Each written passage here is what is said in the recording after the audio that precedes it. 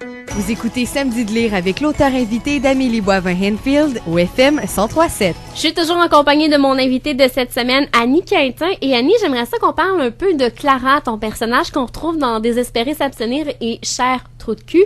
Et Clara, est-ce qu'elle te ressemble ou c'est complètement l'opposé de toi? Parce que je te connais pas beaucoup personnellement. OK. Ben du tout. Au fond, c'était clair pour moi que je voulais pas écrire un personnage qui est moi.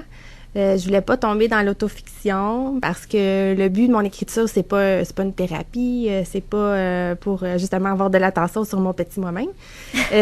Pas que je veux dire ceux qui écrivent de l'autofiction veulent avoir de l'attention, loin de là, mais c'était je voulais aller plus vers quelque chose de créatif, donc inventer un personnage qui était à l'opposé de ce que moi j'étais quand j'étais célibataire, parce qu'au fond j'étais vraiment à la recherche active. Tu sais, je rêvais pas au prince charmant, mais j'étais pas la plus indépendante des filles. J'étais pas la fille non plus qui était à l'aise avec toute la game de séduction.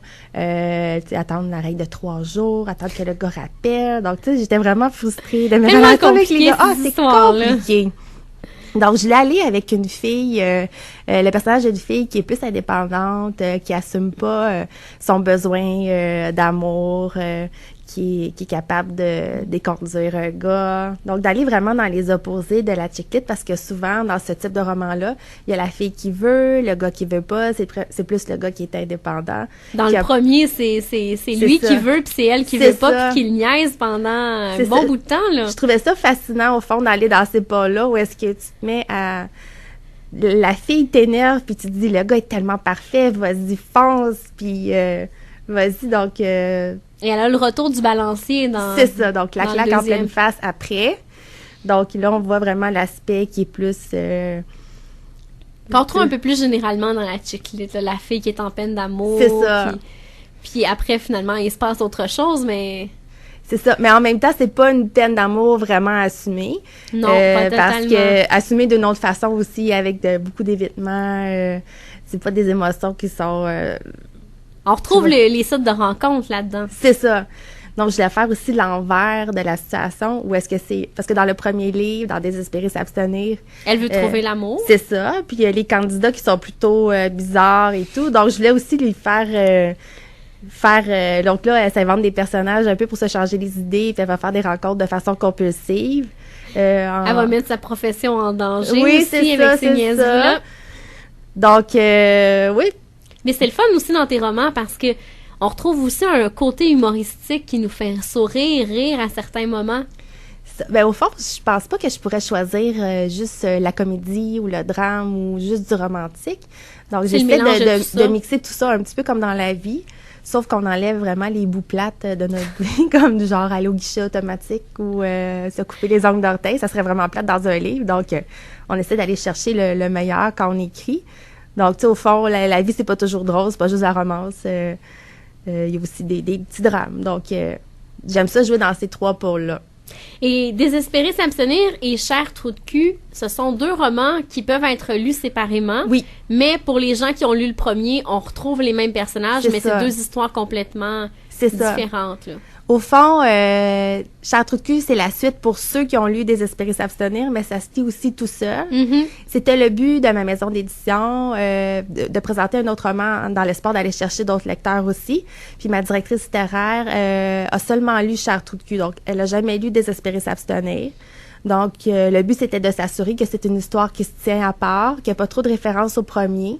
Puis aussi, c'est 2 structures différentes. Donc, c'est assez linéaire dans Désespérer s'abstenir, sauf quelques petits flashbacks. Et Cher trou de cul, il y a vraiment une autre structure. Tu as sûrement remarqué, il y a beaucoup de retours en arrière. Donc, c'est vraiment le but de faire différent aussi. De là, les titres différents. Puis en espérant que Cher trou de cul attire l'attention. Et je disais qu'il y aurait possiblement peut-être une adaptation, soit à la télé, soit au cinéma, d'un des 2 romans. Est-ce que ça s'en vient? Est-ce qu'il y a de l'avancement? Moi, j'ai travaillé sur des épisodes télé.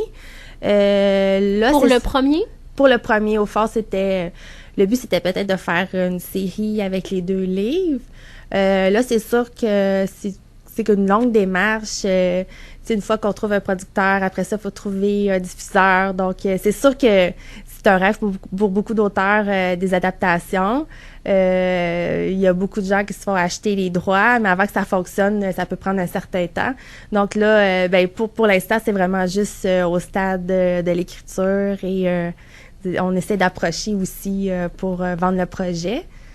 Donc, je peux pas en dire plus. Ça va plus. être à suivre, dans le fond. C'est ça. J'aimerais bien dire à l'automne 2014, mais non, j'ai pas de date encore, donc c'est sur la glace. Et le prochain roman, est-ce qu'il y en aura un prochain roman? Oui! Oui? C'est pas une trilogie, donc c'est pas une suite des 2 romans, parce que au fond, je voulais quand même boucler la boucle, puis je veux pas étirer la sauce non plus, étant donné que j'ai fait assez vivre d'émotions à mes personnages, donc je pense qu'ils ont eu assez... donc j'ai fait le tour. Je veux aller dans un roman où est-ce qu'il y a plusieurs personnages, plusieurs façons de raconter, un petit peu pour sortir de ce moule-là. Donc, je veux pas tomber nécessairement dans la chick-lit comme telle, mais mon prochain roman, je veux, comme je disais, avoir des éléments de comédie, de drame, peut-être un peu de romance, sauf que ce sera pas le point de vue central. Et ça devrait sortir, quoi, d'ici 2 ans à peu près? Si la vie le veut, oui.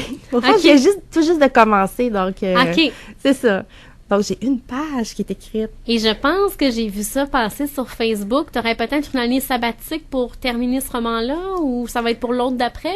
À l'hiver 2016. Ah, OK. Oui, c'est ça, c'est très loin. C'est en 2016, OK, je me rappelais pas de la date. OK, fait que ça serait peut-être pour le 4e roman. Le 4e roman, oui, c'est ça. OK.